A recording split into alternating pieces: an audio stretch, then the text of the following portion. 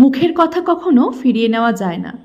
আপনি হাজারবার ক্ষমা চাইলেও আপনার বলা কথা কখনো মুছে যাবে না। কথার আঘাতে মানুষের রুহ পর্যন্ত কেঁপে ওঠে।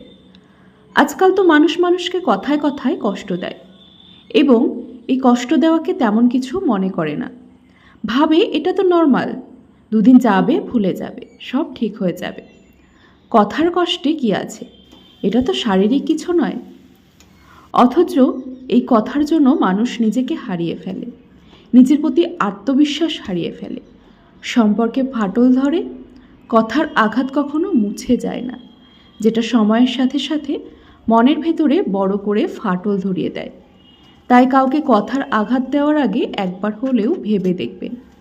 আপনার একটি ভালো কথা, বিশ্বাসী কথা, সাপোর্টিভ কথা যেমন একটি মানুষকে অনেক বেশি ভালো রাখতে পারে, সুস্থ রাখতে পারে, সুখী অনুভব করাতে পারে, ঠিক তেমনই আপনার একটি ছোট্ট আঘাতের কথা একটি মানুষের জীবন শেষ করে দিতে পারে।